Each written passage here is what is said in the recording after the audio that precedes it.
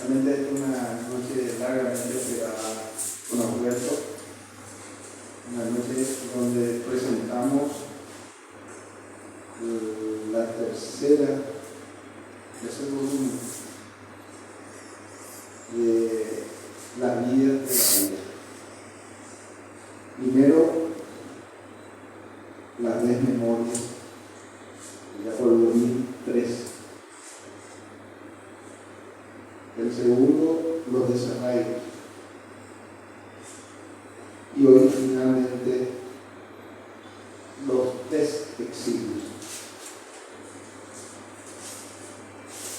Alberto nos habla en este nuevo capítulo, en este nuevo volumen, largamente esperado también, porque allá por el 2007 ya sabía cuál era el título, ya sabía la dedicatoria.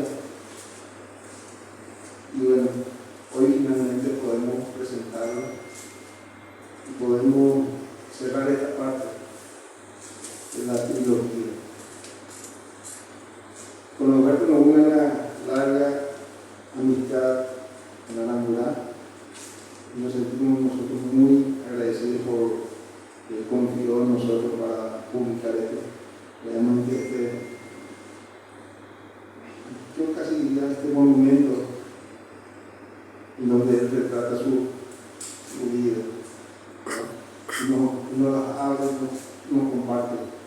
Pero yo voy a pasar, sinceramente, voy a decir dos cosas más, agradecer a todos ustedes por su presencia y voy a dejar a David quien se refiera concretamente al libro que presentamos esta noche. Muchas gracias.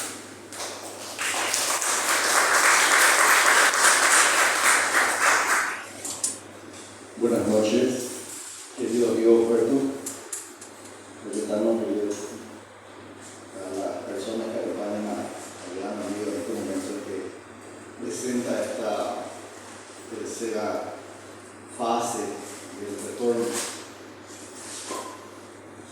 Voy a repetir lo que le dije a él cuando me invitó a presentar y escribir el prólogo del libro. Y es que creía yo, y ahora estoy más convencido de que en el público quizás haya gente con mucha mayor capacidad y con mucha mayor afinidad e intimidad para valorar el libro, para extraer de cada letra su significado más profundo o para desarrollarlo con una amplitud que las razones por las cuales podía yo ser el presentador, finalmente no podía rehusarme. Es un privilegio, y uno tiene que vivir el privilegio de estar en la naturaleza. En todo caso, se trata de poner a la altura de este privilegio. Y al leer el libro, conversamos, dialogamos, traté de entender algunas de las cosas que se mencionan en el texto. Y al leer el libro estaba pensando en metáforas que pudieran ser útiles para definir el alcance del libro, qué es lo que Alberto quería plantear. Y la primera, que aunque sea una metáfora gastada, suele ser útil, fue la metáfora del camino, la machada. Es una metáfora gastada, pero sigue siendo valiosa, como el primer día que se formuló.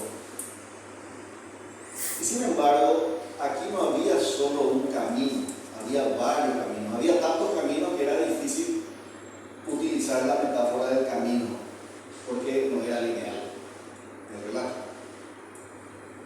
No solamente no es lineal en términos de la cronología, no es lineal en términos de los lugares. Entonces la metáfora del camino no me parece bien. Y después hice un ensayo de geografía y pensé en una vida hecha de montañas, de mesetas, de profundidades. Y digo, no porque el paisaje es estático, y esta es una vida dinámica. Entonces, cero en geografía, a dejar de lado la metáfora geográfica. Y la última metáfora es cercana a la geografía.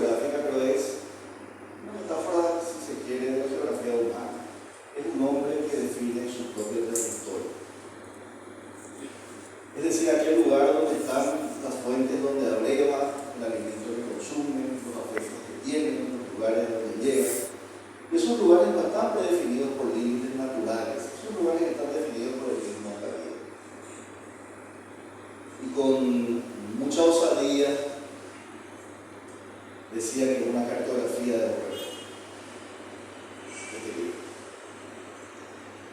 Y no una cartografía, por insisto, porque haya lugares geográficos mencionados que los hay, sino porque ese territorio se extiende a lo largo de toda su vida y abarca tiempos y abarca lugares distintos.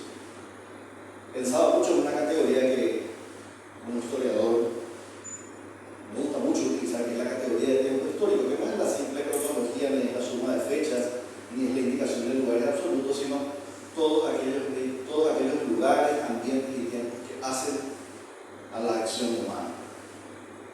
¿Y ese era Huerta? Un hombre de un tiempo histórico, una biografía de un tiempo histórico. Y en este libro,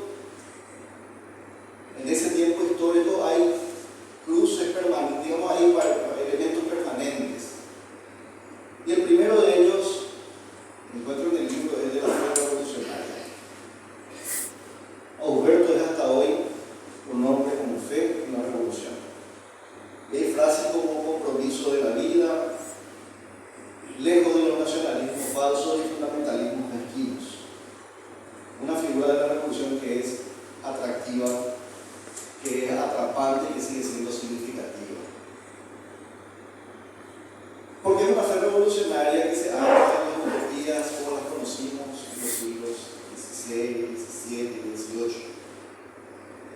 Una utopía de una humanidad mejor guiada por el saber, por el sentir, por la idea del progreso, que aunque en algunos casos esté completamente desactualizada o sea, es posible argumentar en contra de esta idea, sin embargo la fe revolucionaria estaba marcada por un ideal que es lejano en el tiempo y es lejano en lo geográfico, pero que actúa como referencia y como guía. Y era muy impresionante, o es impresionante leer el libro, y un joven de los años 50, cuando ya el desencanto de la Segunda Guerra Mundial había comenzado a producir estas grandes crisis teóricas de donde abrevaron el existencialismo, el estructuralismo, la posmodernidad, había un joven que conservaba la fe revolucionaria. Porque la fe revolucionaria se estaba por fuera de esa Europa que había vivido la barbarie de Auschwitz y veía los movimientos de descolonización, los movimientos nacionalistas de recuperación de la soberanía en África, en Asia, en América Latina. Pero esa fe revolucionaria no se ancló en ese tiempo. Es una fe revolucionaria que recorre la vida de Huerta. El otro elemento que me pareció muy poderoso en medio de esta intimidad política, como me atrevo yo, insisto, en este ejercicio de osadía a hablar en el libro, esta intimidad política, hay gente que dice todo lo personal es político, pero aquí efectivamente la intimidad de un hombre político es política. Y es política también en el sentido, no de la palabra de la ciencia política, ni del Estado, ni de la formación de las asociaciones políticas. Es político también su afecto, porque sus afectos se forman en torno a ideales que tienen que ver con el cambio de la sociedad, que tienen que ver con el mejoramiento de la vida humana sobre la tierra, que tienen que ver con la dignidad creciente de las personas. Entonces, esa línea, para la cual utilizo esa expresión tan conocida del afecto societatis, es la que le une a Huerta a sus amigos y a sus afectos. No es solo familia, no es solo amistades, lo utilizo otra vez aquí, una expresión que me parece muy pertinente, que es la comunidad griega, la comunidad griega, la comunidad unida por intereses superiores. Y esos intereses superiores de sus amigos le acompañan también a través de todo el relato. Por supuesto, el relato de un hombre político tiene muchas referencias políticas, pero estamos hablando de alguien que lee su vida como un desexilio, está mirando en retrospectiva. Entonces lo importante es ese proceso de regreso, y ese regreso tiene un impacto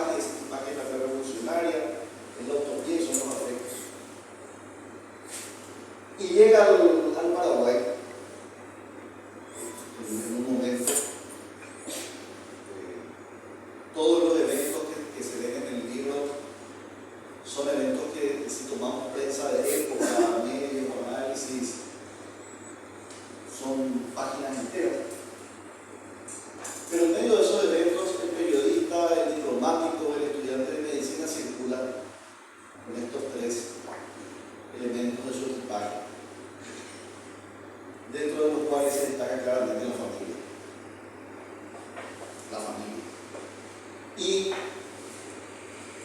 el cambiar todo este ambiente internacional, a veces cosmopolita, a veces duro, la Zimbabue de Mugabe, el Cairo de la primavera democrática, la América Latina de los 60, la Revolución Cubana por su país, su país. Y hoy aquí tenemos el privilegio de ver esta parte de la biografía escrita con los protagonistas de la biografía, que presentan muchos de ellos. Y finalmente, entonces, para mí el libro no es un libro sobre el exilio,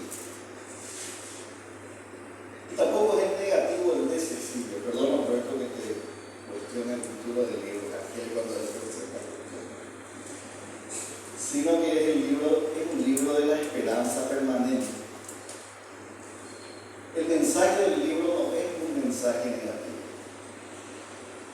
El mensaje del libro, aunque recorra tramos que los que estamos aquí nos duele más o menos por cercanía o por protagonismo personal, sin embargo, no va a encontrar en ese libro ese centro argumental, sino la esperanza. Esa esperanza que es la consecuencia de la fe revolucionaria. Y entonces en ese eje gira la biografía de Alberto. Y finalmente digo que, aunque la buena biografía tiene que tener elementos de confesión, no sé si Alberto habrá confesado todo lo que podía confesarse, pero aquí no es un recuento de faltas. Hay alguien que está reconciliado. Yo creo que en esa reconciliación la familia es fundamental, la familia de Alberto Rodríguez es fundamental. Porque cuando uno lee el libro y reconoce episodios que seguramente muchos de ustedes también vivieron, la distancia familiar forzada, las diferencias, los desencuentros, el tener que partir, sin embargo, la familia, digo yo aquí, con perdón de la familia, con mucho respeto, le absuelve. Porque entiende cuál es la naturaleza profunda de mi querido amigo Alberto Rodríguez. Entonces, de todo este cúmulo de anécdotas y de referencias, y sobre estas líneas donde se va trazando la geografía, el territorio biográfico de Alberto Rodríguez, lo que queda al final, y lo que estamos, a pesar de todo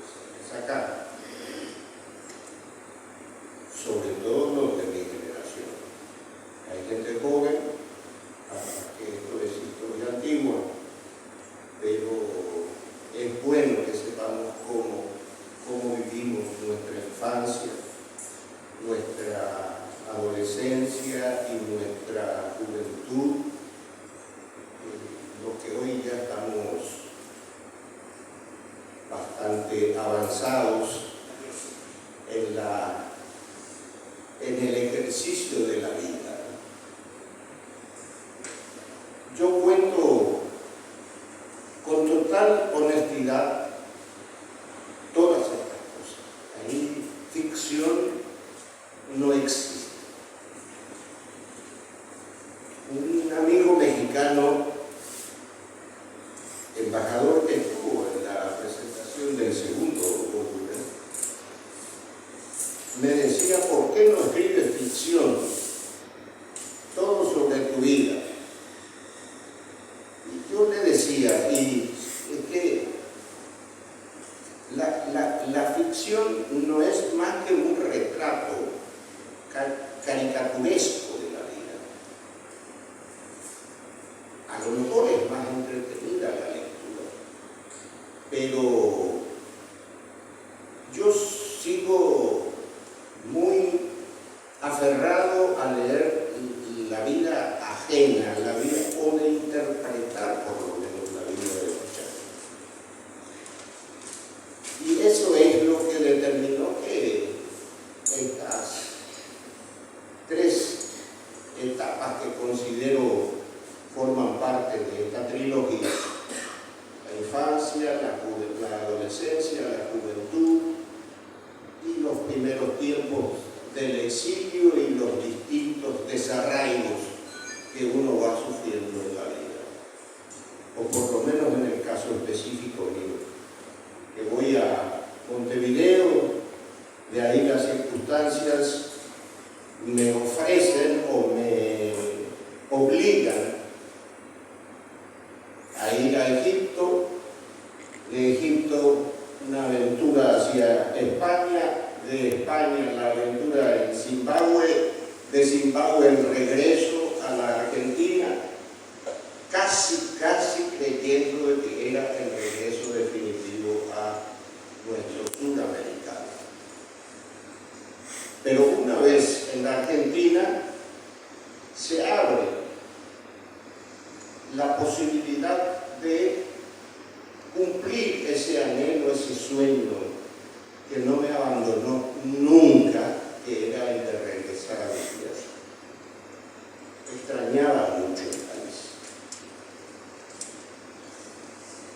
Y eso hace que el propio título del segundo volumen se denomine Desarraigos, porque en cada parte donde uno va y donde va dejando al mismo tiempo, quedan despojos de pedazos de vida del que vive esa situación. Tengo una gran añoranza hacia el Uruguay, sin ninguna duda. Tengo razones de sobra para añorar el Uruguay, como los 4 compañeros que están acá sentados. Nos une el Uruguay de los 60 sobre todo, que fue un país que nos ofreció prácticamente la gran ventana al mundo. Ahí empezamos a saber que el mundo era muchísimo más grande que Asunción, o que Encarnación, o que Barrio Jara, de donde somos con algunos de los que estamos acá. Y nos creó la necesidad de aprender más y más de cada situación que nos ha tocado vivir. Tenemos esa unidad común, y los que han ido a la Argentina tienen lo mismo, y los que no han ido a la Argentina, que ya es raro en las nuevas generaciones porque todo el mundo ha viajado. Para nosotros ir a Buenos Aires en un momento determinado de mi vida, recuerdo, era casi, no sé, y hoy día a Suecia, porque desconocíamos totalmente. Y con que en mi casa se daba una situación muy particular. Mi madre era ansiosa de las informaciones que se producían en el exterior. Estábamos siempre prendidos a radios argentinas y a radios uruguayas. Radio Belgrano, Radio Mitre, en fin, un montón de radios argentinas estaban permanentemente. Prince, un cajón grande del que salía un sonido y se comunicaba por una onda misteriosa para nosotros, las voces de otros puntos del mundo. La onda corta fue para nosotros toda una escuela para aprender muchísimas cosas. Y ese hecho hace que nuestra curiosidad vital aumentara enormemente. De manera que fuimos acumulando, y sobre todo por la intensa forma en que se ha vivido y nos han obligado a vivir las circunstancias que hemos pasado, a llevar eso a no perderse. Uno empezó a escribir, yo en mi caso particular, empecé a escribir cosas de las que he estado hablando casi fastidiosamente ya a mi esposa y a mis hijos, que eran el mundo más cercano que tenía a mi alcance. Y dije, no, voy a escribir estas cosas. Y así surgió el primer volumen.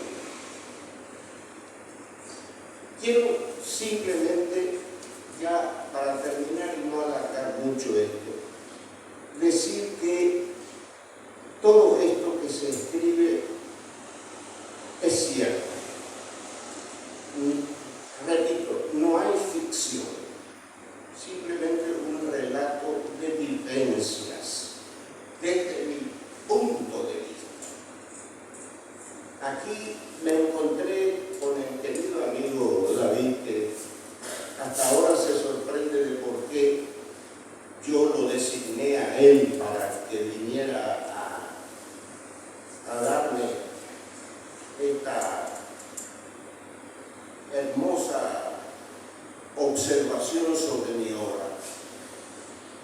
Porque lo vi como nos conocemos desde hace 22 años más o menos, 23 años. Tuve la alegría por primera vez de irme a Santaní junto con él y con el amigo Francisco Jiménez. Ellos tenían un acontecimiento allá y me ofrecieron también para presentar mi libro sobre periodismo en Santander. Fue una alegría inmensa y un viaje realmente muy grande. Desde ahí quedamos amigos, no somos amigos que estamos en contacto permanentemente, pero sí, siempre nos estamos recordando. Lo valoro mucho, no es cuestión acá de intercambiar también elogios ni halagos, ¿no? Lo valoro mucho a David como un joven muy estudioso. En los últimos tiempos prácticamente no pasa un día sin que sepamos que está en una actividad o para la educación o para la historia, por muchas razones. Para mí es un privilegio tenerlo a él acá. Y tengo que decir también, para mí es un privilegio contar con el apoyo desde siempre de Cayetano Guatrochi. Yo le llamo a él el escritor, el editor de los escritores pobres, porque muchas editoriales, lo primero, a mí, yo tuve que hacer un recorrido grande con el primer libro que escribí, que es el manual sobre el periodismo radiofónico. No lo conocía, pero por estas publicaciones también empecé a buscar, hasta que alguien, no recuerdo exactamente quién, me recomendó verlo a Calle, sin ningún problema. Eso yo siempre he valorado y he agradecido a Calle, ¿no? De manera que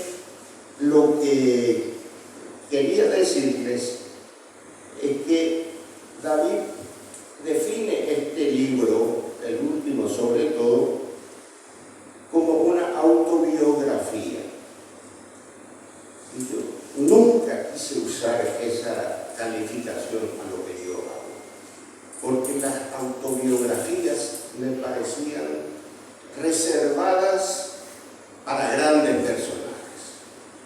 Es decir, yo recuerdo mucho la autobiografía de Charles de Gaulle y dije yo, es que con esa jerarquía sí se puede hacer una autobiografía. Se puede hacer una autobiografía de Fidel Castro y nunca escribió, sino que escribió a través de otros voceros, ¿no? Como la de Ignacio Ramonet, que es indudablemente uno de los que pudo purgar la vida de Fidel Castro como pocos. Pero yo, ¿quién soy? Y me he dicho más de una vez, yo voy a escribir vivencias ajenas. No es mi autobiografía. Pero bueno, a este estudioso que tengo a mi lado, se le ocurrió eso y por algo debe ser, y yo tampoco le voy a estar contradiciendo mucho en eso, y que cada cual de ustedes saque sus conclusiones.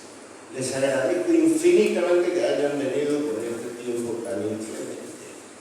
Y muchísimas gracias por escucharnos.